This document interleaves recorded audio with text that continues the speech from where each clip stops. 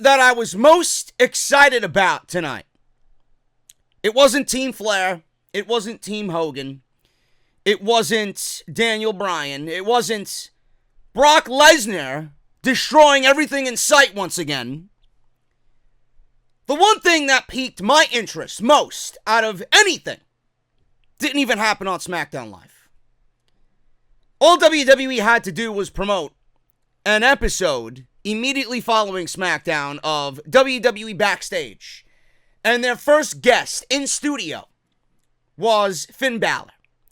Now, as far as WWE Backstage goes, quickly, I thought it looked great. I thought it sounded great. Everybody seemed like they were themselves. Nothing was really overly scripted. I could get behind that. I like the vibe that they are creating on WWE Backstage. But they hyped Finn Balor showing up in studio. Now, if you guys watched on NXT Wednesday, Finn Balor turned heel on Johnny Gargano and Tommaso Ciampa. I talked about it on Thursday that one of the things that we really don't really appreciate in pro wrestling is that unpredictability factor. And certainly Finn Balor's heel turn was unpredictable, to say the least. I thought it was brilliant. I thought it was fantastic. And the way Mauro Ranallo called it, man, I watched it back 3 or 4 different times. The man is a genius. He makes everything just seem so much more important. And that was a big moment, and he captivated that moment brilliantly. I urge you guys to go back and watch that on NXT if you did miss. I don't know why you're watching the main roster and you're not watching NXT. But Finn Balor turned heel. He destroyed Johnny Gargano. Johnny Gargano got sent to the hospital. And I was interested to see what he would say, why he did what he did. I wanted an explanation of sorts. Now, the way Triple H had coded this, the way Triple H had disguised this, it was brilliant on his behalf and on his creative team's behalf. I thought it was great. Finn Balor came back home. He went back home to NXT. He joined the NXT roster. It was a homecoming. He's the longest reigning NXT champion of all time. 292 days to be exact. Booker T did not know that tonight. Renee Young did, so kudos to Renee Young. And the way he disguised this was, yeah, Finn Balor's back home in NXT. Everybody's all excited. And he's going to be booked creatively in a better way than he was on Monday Night Raw and SmackDown Live. But the way he disguised it was, Finn Balor's future will be his past. And we all thought that statement meant that his future in NXT is going to resemble his past in NXT. Nobody was thinking of his past, his days before WWE. And everything was just so brilliant as far as Finn Balor's heel turn that when the attack on Johnny Gargano happened, Undisputed Era was waiting for Finn Balor to throw up the Undisputed Era hand gesture. And he didn't. And he just did the guns pointing down at Johnny Gargano. His past is the Bullet Club. His ties to Adam Cole revolve around the Bullet Club. Finn Balor's future will be his past, meaning that he is finding himself. And that's exactly what he stated on WWE Backstage tonight. Did he give a reason as to why he attacked Johnny Gargano? No, he didn't. But he did give a brilliant explanation as to why he did go back down to NXT. He mentioned, everybody's saying, why did you go back to NXT? And he said he wanted to find himself. He wanted to find himself. He wasn't being true to who he really is. He mentioned Monday Night Raw, and this was brilliant. He mentioned Monday Night Raw and SmackDown Live being like Hollywood. It's that big Hollywood Avengers style, just glitz and glam all over the place. Big Hollywood production. And NXT is like Broadway. Whereas on Monday Night Raw, you can hide behind all the glitz and the glam and the lights and the spotlights and this and that. On NXT, you can't hide from anybody or anything on NXT. You're going to be seen.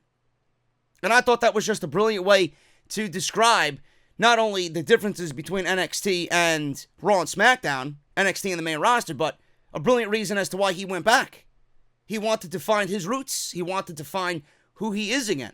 Now, I'm glad that they didn't give an explanation as to why he did what he did. I don't even think Triple H would allow him on that level to explain what he did and why he did what he did to Johnny Gargano. That's going to be saved for weekly television, because that is the next step in the storyline, which I love and I can't wait to see. So I thought it was awesome.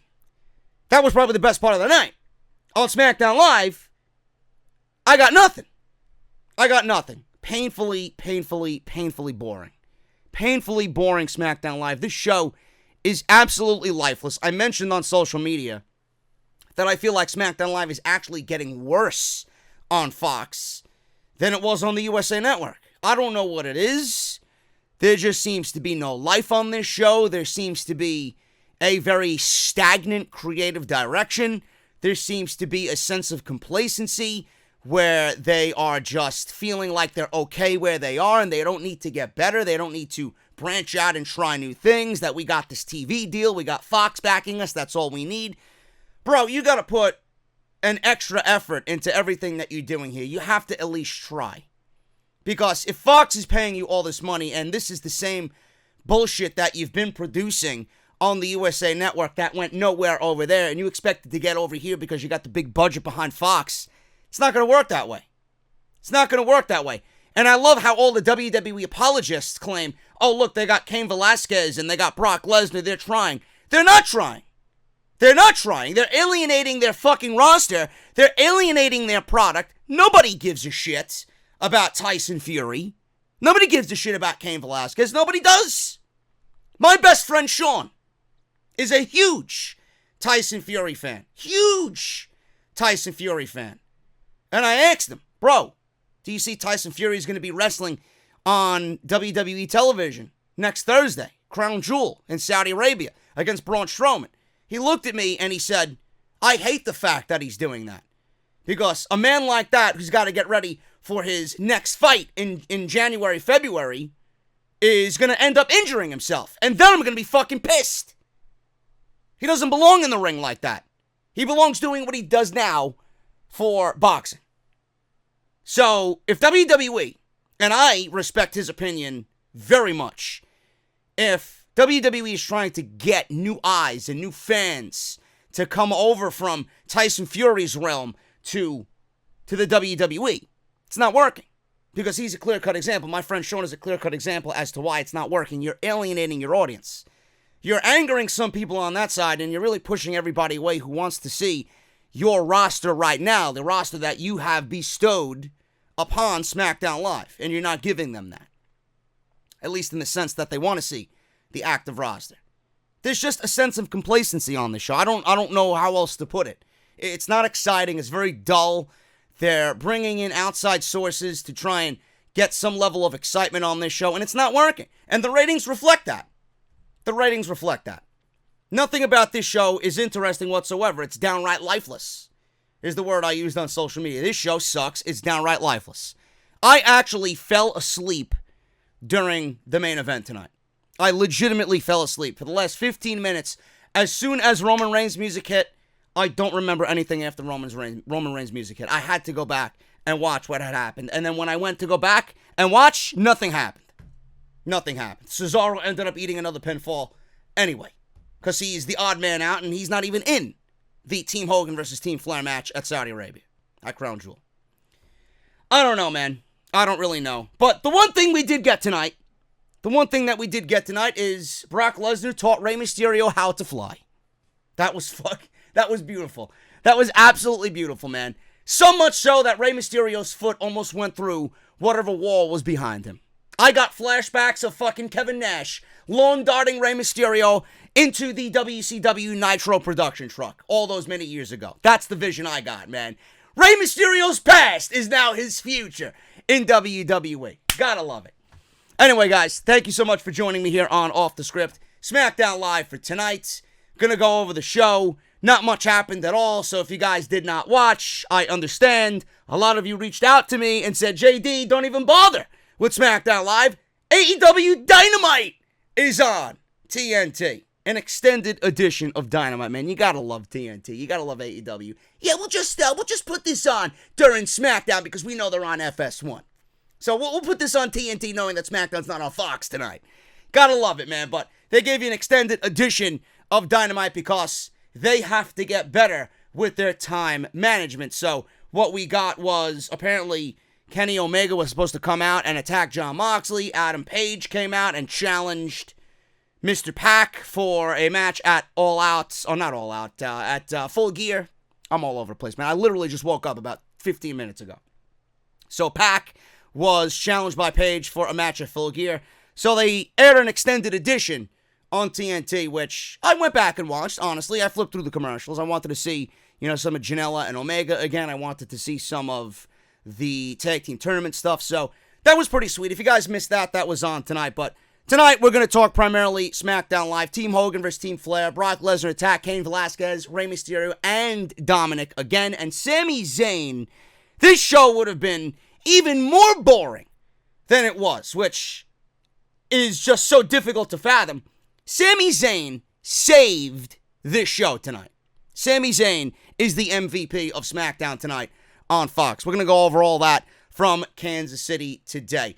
Make sure you guys follow me on social media at JD from NY206. That's on Twitter and Instagram. Please do so for both. Twitter's a great way to keep up to date on the channel, and it's a great way to interact with me when I live tweet during these shows, which I really didn't do much of tonight because, like I said, the show was painfully boring. But if you guys want to do that, please do so. Also, Instagram, make sure you guys follow me on there. We are pushing towards 10,000 followers on Instagram. Make sure you guys hit that subscribe button down below and turn on that bell for all notifications. Once you guys turn on the bell, you're going to be notified of all the uploads that go on the channel immediately, or hopefully so. That's the way they tell me it works. I doubt it.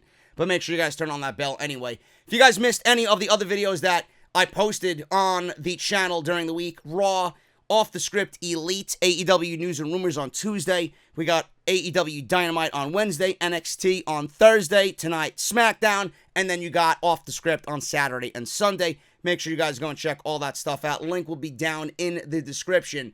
All the links you need for all the videos that you might have missed on the channel. And if you guys want to support the podcast via Patreon, patreon.com/JD from NY206.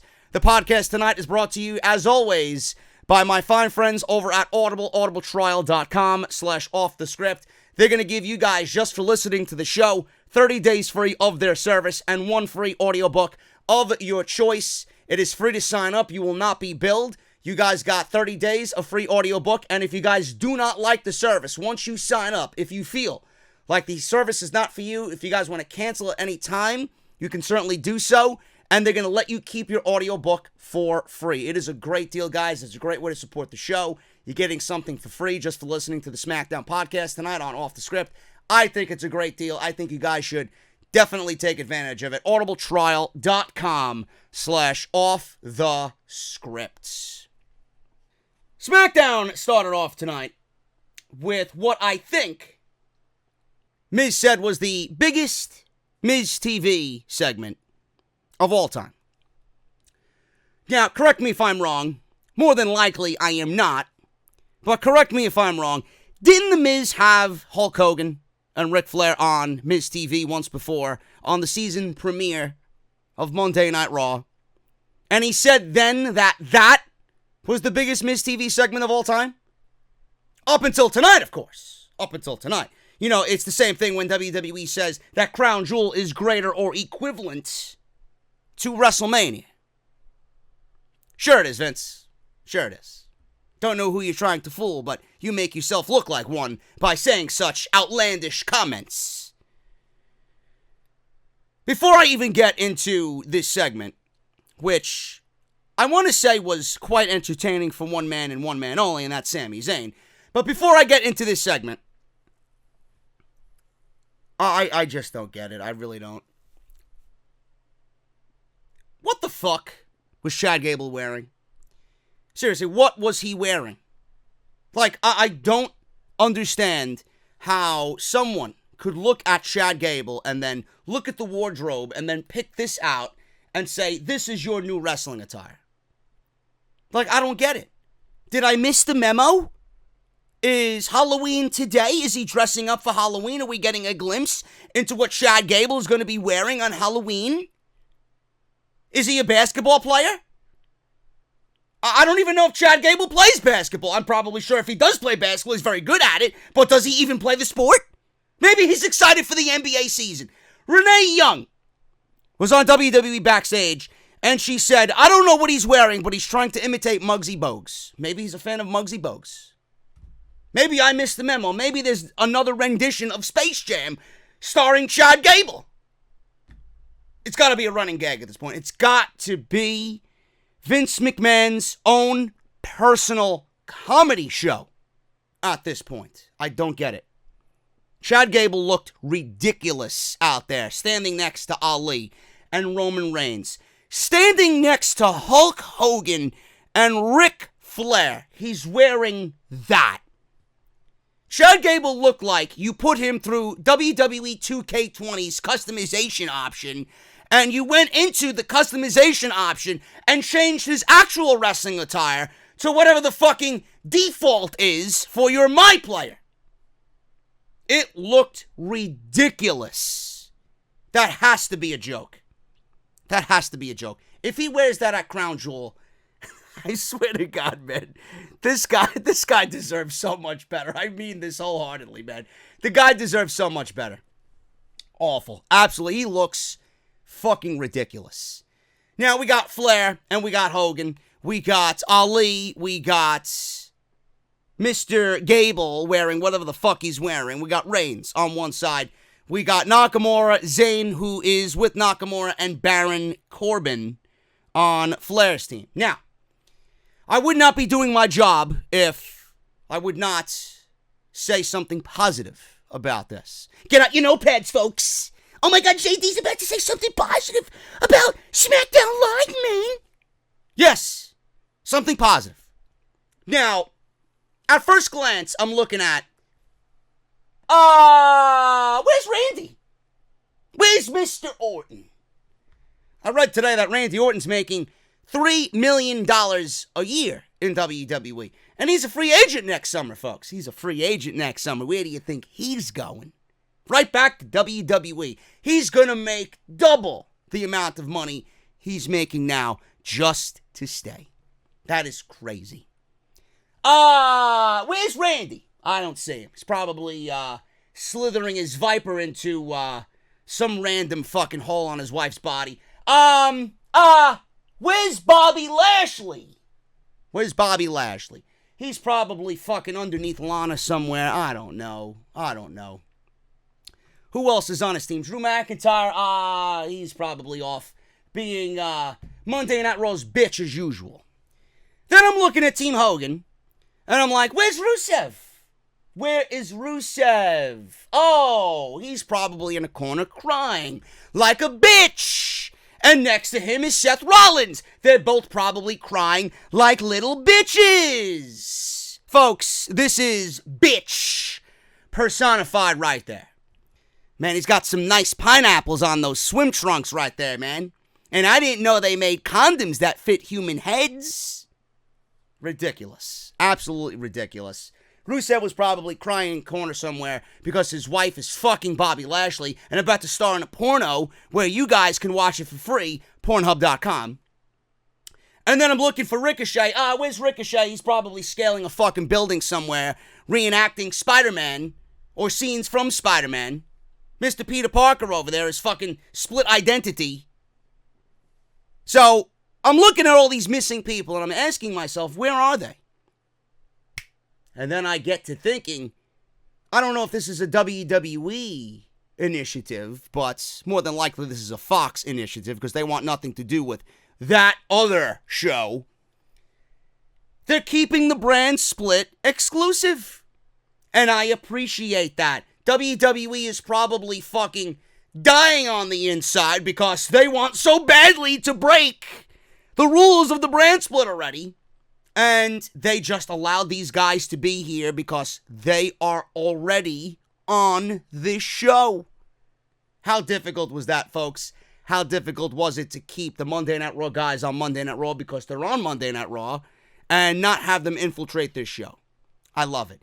More than likely, it's a Fox thing, but I appreciate the fact that they're really keying in on keeping this exclusive. So I appreciate those little details. So, The Miz did a great job at introducing everybody. If he needs a job after being a very, very softcore wrestler, he could definitely be a new ring announcer for WWE if he wants to. I thought he did great tonight. Hogan addresses Flair and says he's put together the greatest Hulkamania team of all time. I don't think he thinks that's true at all. So he has one question for Flair. What you gonna do when Team Hogan destroys you? Flair makes it clear that there's no love lost between he and Hogan. Flair says now Hogan has the big dog with him. Oh no. Flair talks up about being, with his group of guys and how Randy Orton is his captain. He goes about adding Drew McIntyre to the team and says when they get to Saudi Arabia, it'll just be like Hogan. After one more match with Flair, he's going down. Flair says the same goes for Reigns. And then he says to Reigns, I'm tired of looking at you. Whatever that means. Yes, I'm tired of looking at him too, Rick. But Roman has not been that bad as of late. I'm waiting for WWE to really ruin all of that and ruin Roman as far as being in my good graces. Just give them a couple of months. Flair says he's tired of looking at Reigns. Hogan says Flair should check the history books because he's never beat Hogan. Yes, because you never allowed Ric Flair to beat you, Mr. Hogan. Instead of getting what we should have gotten at WrestleMania 8, which was Flair and Hogan for the world title, and then Macho Man versus Jake the Snake Roberts, what we got was Macho Man and Ric Flair, and Jake the Snake versus the fucking Undertaker, with you going up against Sid Vicious, with Papa Shango in the Return of the Ultimate Warrior. Man, which WrestleMania would you prefer? Dummy. Anyway. So, he says, look in the history books. He's never beat Hogan. That won't change. Talks about his team members. Sami Zayn ends up interrupting Hulk Hogan and makes this entire segment. Sami made this entire segment, making fun of Chad Gable for his height, saying he will never be half the man that Nakamura is. Now, I think he said that he could sit on Ali's shoulders and still, at that point, he could never be half the man that Shinsuke Nakamura is. Chad Gable fires back at embracing who he is and how important it is these days. He's not backing down. Ali says Gable doesn't have to listen to a guy like Sami. He doesn't even compete anymore, which I don't know why, if he's fully healthy. But WWE finds more value in him being a mouthpiece, which I think he's doing a fantastic job. Now, Corbin cuts Ali off and reminds everyone that he's a king. Thank you for the clear observation there, Corbin. Corbin says he will take Team Flair to victory. Corbin goes on and says Reigns will do what he always does, and that's let everybody down. No, Mr. Corbin, Reigns doesn't let everybody down. You want someone that's going to let you down, you just go look at Paul Heyman running Monday Night Raw. Every Monday. So Corbin says Reigns is a former champion, but this is his kingdom now. The people bow to him, and Reigns will bow to him. Corbin says fans don't need a hero, they need a ruler, and he will rule with an iron fist. I don't know who writes this shit. Reigns tells him to shut up. Reigns says he's not a king. Then he says the crown is stupid, so is the scepter, the cape, and everything else about it. Man, Reigns, you really came back from that one. Reigns goes on and says Corbin is a problem, and the only way to fix it is a punch in the mouth. Gable also wants in on punching the mouth of everybody on the other team. Hogan gets excited. Then he calms everybody down because everybody's getting ready to fight. Hogan proposes a 3-on-3 match. Sami says that they appreciate it, but they're not taking the offer. Hulkster.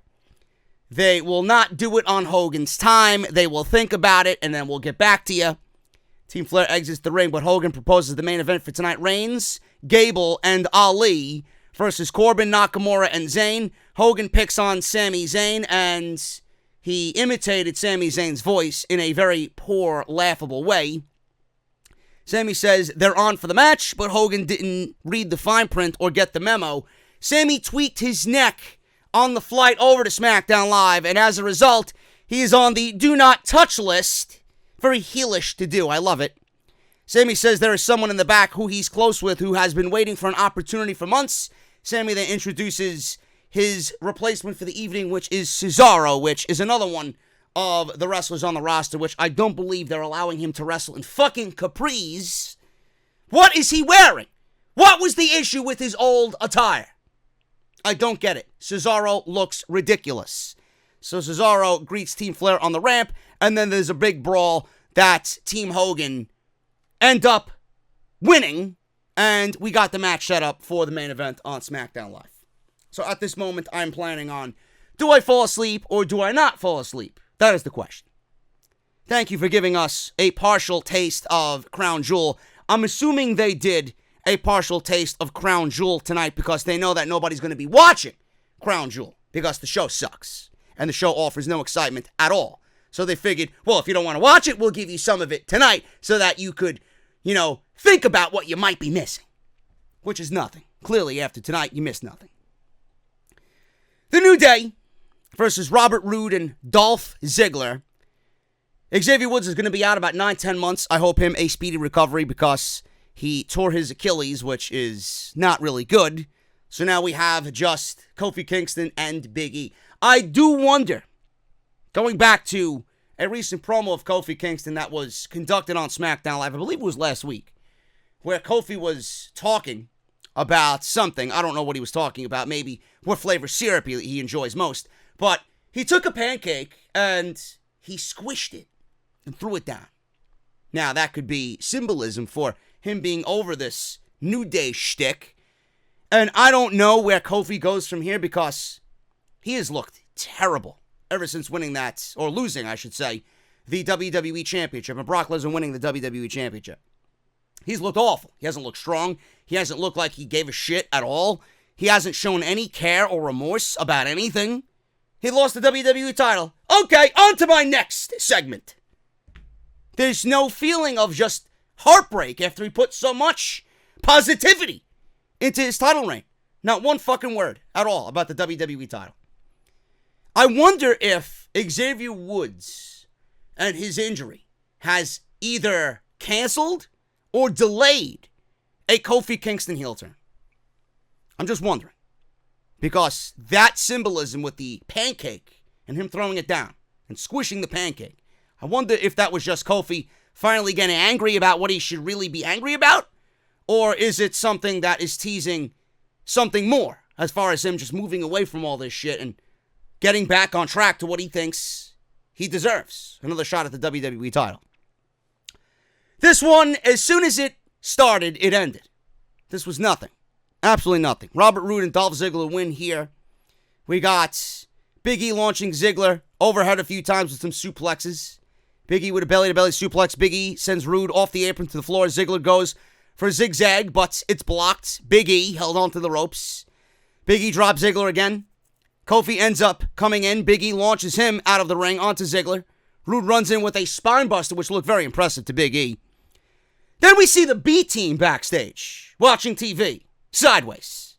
And I'm asking myself, why are we looking at the B? Now you all of a sudden, you want to push the B team on television. Why? Because they're in this fucking tag team turmoil match? Now I'm supposed to care about the B team. For the last 4 months, they've been chasing around fucking whoever the 24/7 champion is. Now you want me to care about them as being a legit tag team? Really? I don't. And I will never.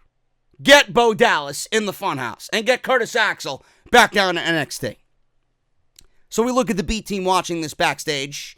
Kofi ends up decking Roode. Ziggler takes advantage of the distraction to roll him up for the pin. He hooked the tights, and that's the way Robert Roode and Dolph Ziggler end up winning the match. Nothing.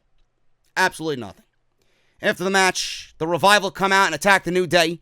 Roode and Ziggler help them until Heavy Machinery runs down to make the save. Brawl continues. Heavy Machinery and the New Day end up clearing the ring, and the baby faces stand tall. Then we see the Lucha House Party watching backstage, watching this chaos unfold because, you know, they're in the tag team turmoil match too, and they've been buried on WWE television, and now we got to care about them because they're in this worthless, best in the world tag team turmoil match that nobody gives a shit about. That's the way WWE operates. Bury somebody for months on end, don't treat them legitimately, and then when you ask us to care, you want us to care. It doesn't work that way, bro. It doesn't work that way. Lacey Evans versus Cameron Connors. This one went to Lacey Evans because Lacey Evans made her ring introduction. She walks around the ring, takes the microphone. She says she thinks too highly of herself as an athlete and a person to compete in the ring with this nasty thing. Evans mocks Cameron Connors, and she says she's about to turn around and walk out of the ring. Evans goes on ripping the crowd and says that they don't deserve to watch her compete. Good. Go. I am not going to shed any tears over Lacey Evans not wrestling. In fact, you're doing me a favor. You're doing the show a favor. You're making the show a lot more enjoyable by you not being on it. So, we don't deserve to watch Lacey Evans compete. Evans tells the referee to start the match. She drops the microphone. She walks out of the ring. She walks up the ramp. The referee gets to 8. She runs back in the ring. Cameron Connors had her back turned. Women's right. 1, 2, 3. Lacey Evans wins the match. Legitimately. That's the way it was. Step for step, move for move, sequence for sequence. That was it. I could see why Vince McMahon is very stiff on Lacey Evans. I don't know what that means for her position on SmackDown Live, but the woman does absolutely nothing to me. She does nothing for me. She does nothing as far as me watching this show. I could not give a single fuck about Lacey Evans. I'm sorry. Moving on. We got another edition of the Firefly Funhouse tonight with Bray Wyatt on SmackDown Live. You know, the brand that he's supposed to be on. Hopefully this is a thing.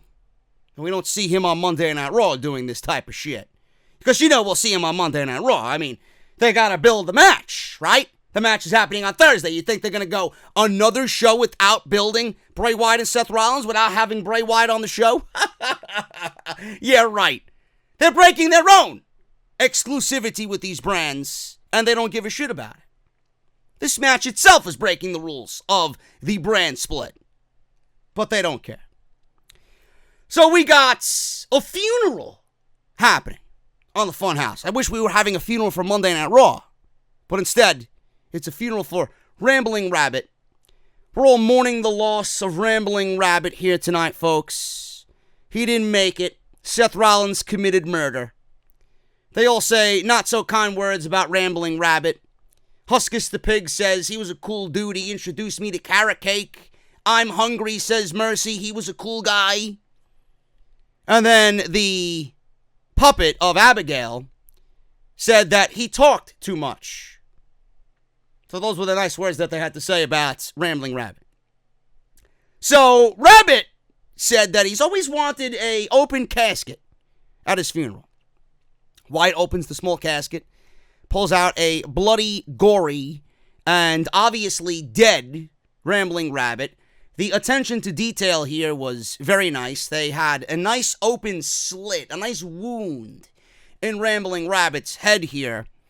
And the one thing that I noticed is that Bray Wyatt held his heel glove up against Rambling Rabbit's face, and then in a very morbid-like fashion, kissed the wound. He kissed the dead corpse of Rambling Rabbit. Now, I don't know what this symbolizes. I was too tired to even think about what it symbolizes. The fact that he brought Rambling Rabbit back to life, what is he going to do to Seth Rollins? Is he going to bring Seth Rollins back to life? Is he going to heal Seth Rollins? I don't know. So Wyatt went on to say he never told Rambling Rabbit how much he loved him. Goodbye, sweet prince. Kisses him. Rabbit starts waking up. He comes back to life. Wyatt says, yowie, wowie. And it worked. Rabbit was alive. Rabbit is back. And then all of a sudden, Mercy eats Rambling Rabbit. And then Wyatt does, oh, Mercy. Womp, womp, womp. And that was the Funhouse. That's all we have for you today. See you in Crown Jewel. Bye. Literally. That was the entire Funhouse. Don't know what that does to build a match for Crown Jewel against Seth Rollins. Don't know what this does for the audience watching at home. For them, what does it mean? Do they want to see another match with Seth Rollins after this? Or was this just done to get Rambling Rabbit back to life so that we can have another Funhouse away from his brand on Monday Night Raw? Don't know. Don't know what this did for Crown Jewel at all. But it was morbid, and it fit the entire Fiend's theme going on into this title match. Drew Gulak, Drew Gulak, a former Cruiserweight champion, by the way. The guy who's having a career year in WWE, Drew Gulak. One-on-one with Kalisto. 205 Live is coming to SmackDown on Fox. As if anybody gives a shit. Nobody watched 205 Live. Now we're expected to care about these guys on SmackDown. So Gulak takes the microphone and reintroduces himself as Drew Gulak. Kalisto mouths off, "I know who you are." Do you? Apparently Vince McMahon doesn't. Because you could see the sheer differences between Vince McMahon's Drew Gulak and Triple H's Drew Gulak. Vince McMahon doesn't know anything about Drew Gulak. That's why he's back to doing the PowerPoint presentations. Which I would rather watch than this entire fucking show, to be quite honest with you. So he starts showing us slides for Braun Strowman and Tyson Fury. Taking shots at Braun Strowman, of course. Kalisto shuts Gulak up with a dropkick out of nowhere. They start wrestling for a little bit, back and forth. We got Gulak picking up Kalisto, and then all of a sudden, Braun Strowman's music hits. He comes out to the ring because he wants to finish what he started with Gulak last week for a second week in a row. Kalisto takes advantage of Gulak being distracted, hits him with a Salida del Sol. Kalisto beats Drew Gulak, who is now 0-2 on SmackDown Live and treated as a legit jobber. After the match, Strowman enters the ring, hits a running power slam on Gulak, and that was it. Strowman ends up hitting another power slam, takes the microphone. Strowman says, "This is what happens when you disrespect him, but at least Gulak deserves to be in the ring, unlike you, Tyson Fury." Oh, so you had some nice words to say about Drew Gulak. Now, if he deserves to be in a ring, why don't we get him in a ring where he could show us what he could fucking do and appreciate what Drew Gulak can bring to SmackDown Live? So, Strowman says he is going to send Tyson Fury back where he belongs at Crown Jewel when he gets these hands. Oh man, I can't wait for this match. I can't wait. It sounds so great. I still don't even know why they are wrestling at Crown Jewel. Please, someone fill me in. What is the legitimacy of this match? What is the legitimate gripe between Braun Strowman and Tyson Fury? Oh, I know what it is. The $5 million that Tyson Fury took from Vince McMahon's cold fucking hard fingers to go out there and say, "Oh, I've been a WWE fan all my life." Yeah, you got 5 million fucking reasons to be a WWE fan. Sure, that money's gonna go a long way for the family. And the 16 kids you got. Moving on. Daniel Bryan comes out to a babyface reaction. Michael Cole's in the ring waiting to interview him. Cole asks about some of Bryan's recent injustices, including Eric Rowan turning on him. Now he's on Monday Night Raw. The WWE draft is a clean start for some. Cole brings up how the Yes chant started up last week, but Bryan says he was reluctant to join in. Well, Bryan didn't say that. Cole said that to Bryan. The Yes chant started up, but you were reluctant to join in on the chants. Cole then asks if the Yes movement was back, and a big Yes chant started to break out in the crowd. Bryan starts to think about how he wants to answer this question, and then Sami Zayn comes out with Shinsuke Nakamura. Sami Zayn has a microphone. From the stage, he says they hold no ill feelings for Bryan pinning him in the ring last week, meaning that he pinned Nakamura. They actually thought it was impressive. Sami calls Michael Cole's questioning about the Yes movement stupid. Sami shows us a video from last November where he described it as just a couple of weeks ago. Or not too long ago.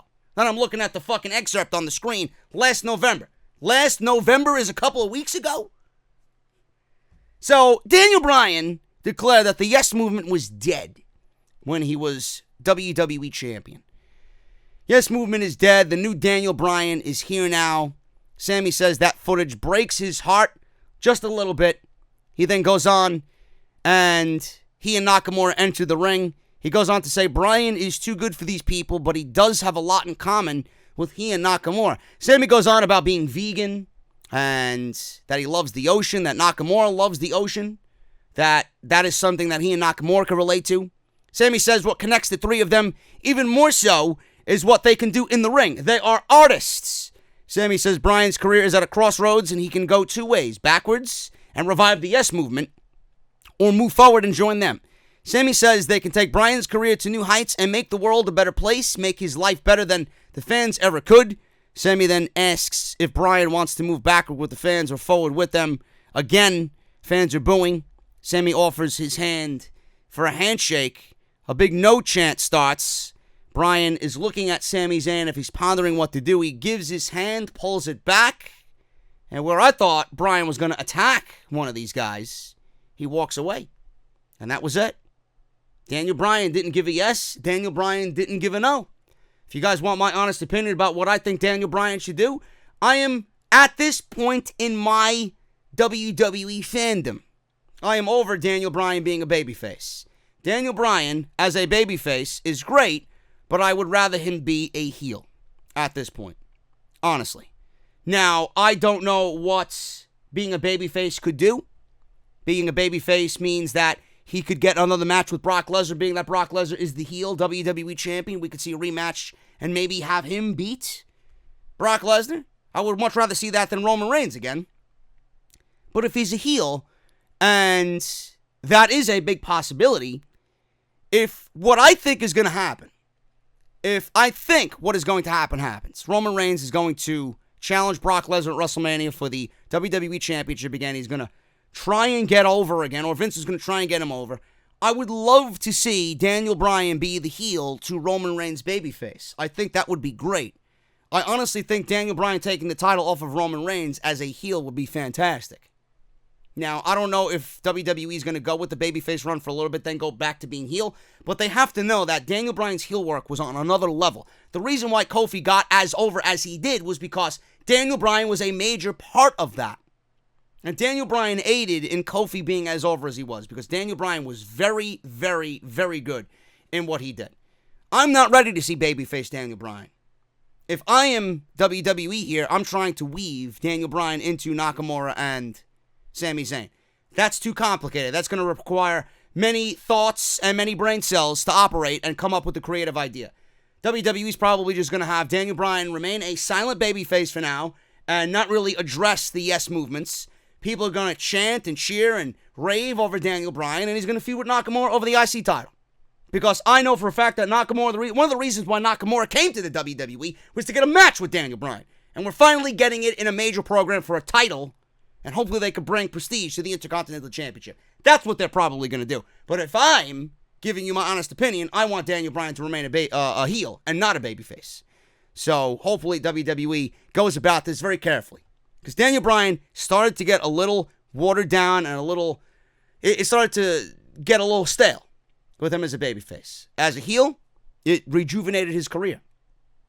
But Daniel Bryan has that creative control, that slight creative control, so maybe he has an idea for him as a babyface right now. So it's going to be very interesting to see what happens. This was, to me, the best part of the entire show, the most intriguing part of SmackDown on Fox.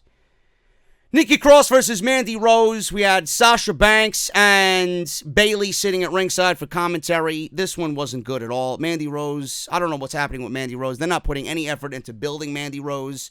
Mandy Rose is not as good as I remember her coming along. She's still very green and very sloppy. This was not good at all. Nikki Cross wins with her swinging neck breaker out of nowhere for the win.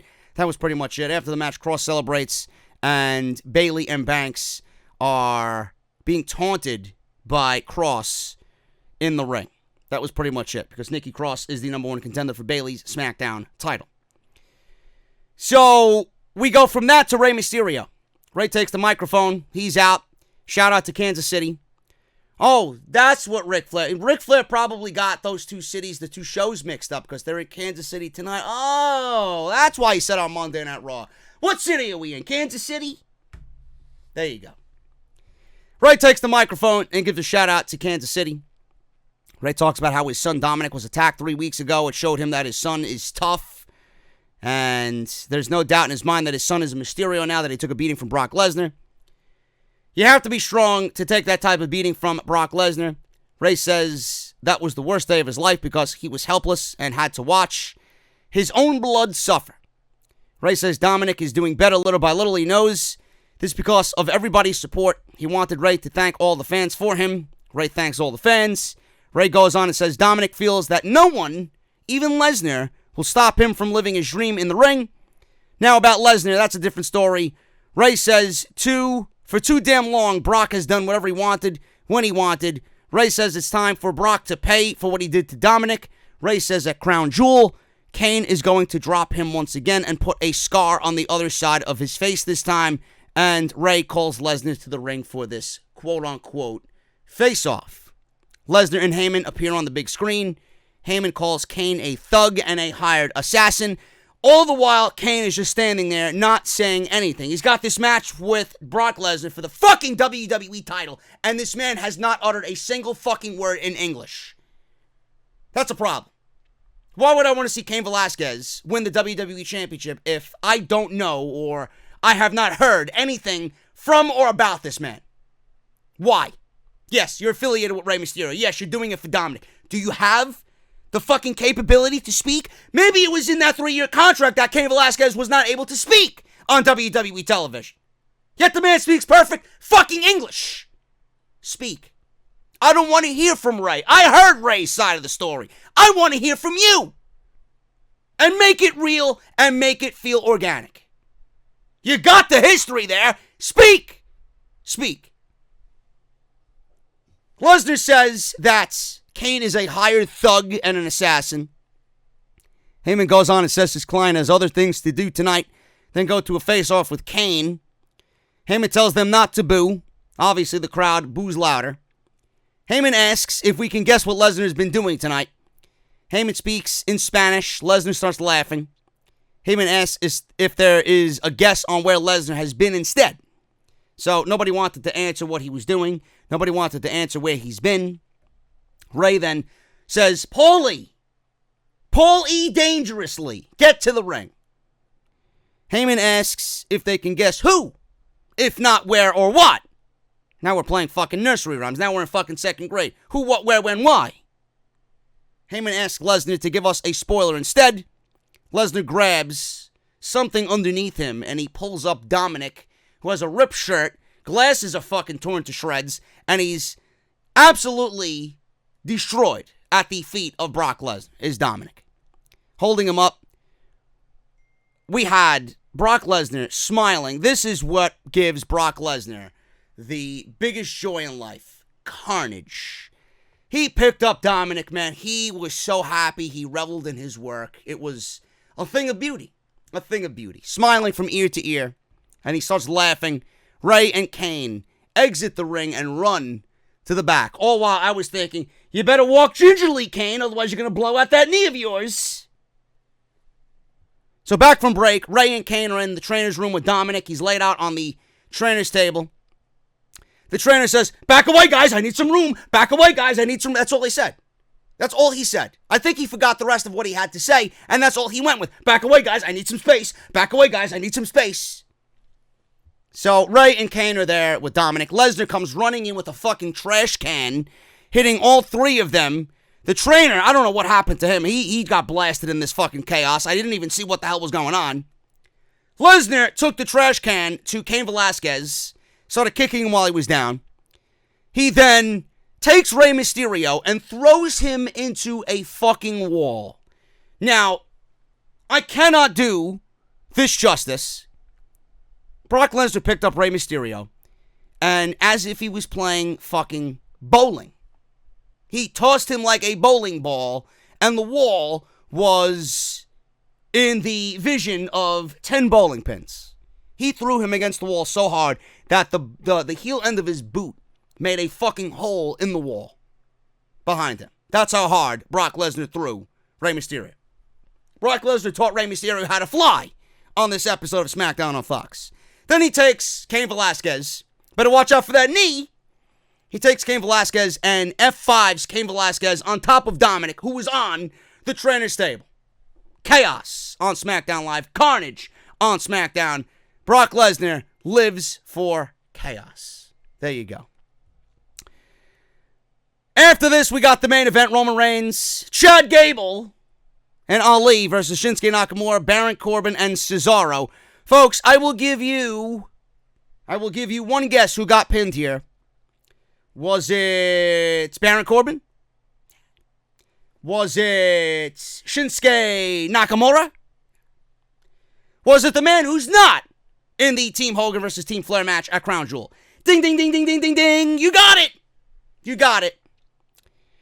Now, I fell asleep during this, and I had to go back and watch what had happened, and there was really nothing. So I took the tail end of this and put it in my notes. Cesaro goes right into the sharpshooter in the middle of the ring. Reigns powers up. He has it on Reigns, by the way, clowns, if you didn't realize that. Cesaro has the sharpshooter on Reigns. Reigns powers up. Cesaro drags him back. Ali breaks the sharpshooter with a kick to the face. Corbin catches Ali with a deep six.